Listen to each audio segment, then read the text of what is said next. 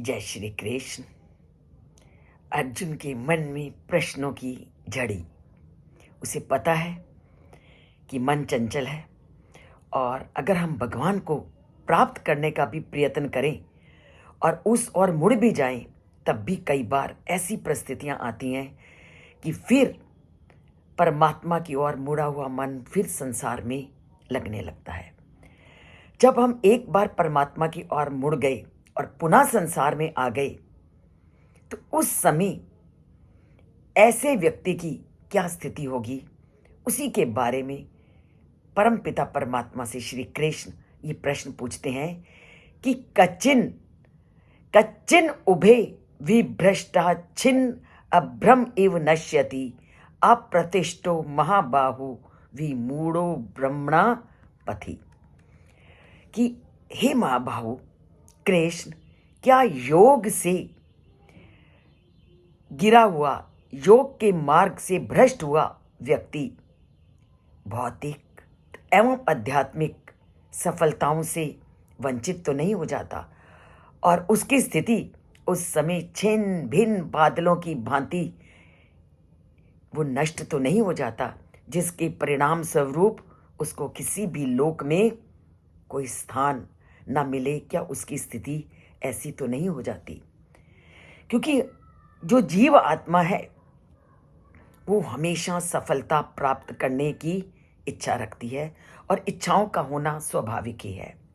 और जो व्यक्ति संसारिक पदार्थों में सफलता प्राप्त करना चाहता है वो तो पूरी तरह से संसारिकता से जुड़ गया और वहाँ उसने सफलता प्राप्त कर ली।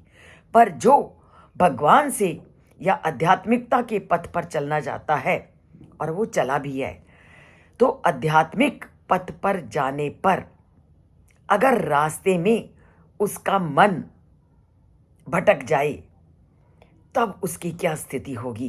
क्योंकि ऐसा व्यक्ति भौतिकता से तो पहले ही नाता जोड़ चुका है और आध्यात्मिक मार्ग में वो अभी पूरी तरह से पहुंचा नहीं है।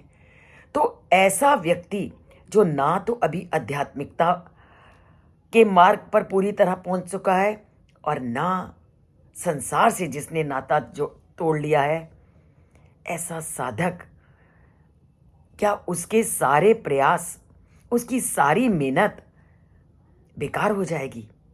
क्योंकि ना तो वो आध्यात्मिकता की ओर जुड़ पाया और ना सांसारिक संपदा को प्राप्त कर सका। तो ऐसा सोचकर अर्जुन पूछता है, क्या ऐसा साधक जो आपको प्राप्त करना चाहता है, क्या उसकी स्थिति छिन्न भिन्न बादलों की भांति होती है?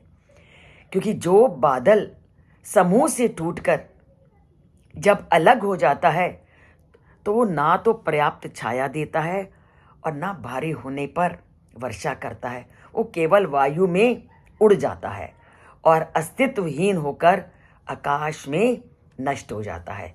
तो ऐसा व्यक्ति जिसने संसारिकता को छोड़कर आपके साथ नाता जोड़ना चाहा और कारणवश आपके साथ वो नाता नहीं जोड़ पाया, तो क्या ऐसा व्यक्ति उन बादलों की तरह है जो छिन्न भिन्न हुए हैं?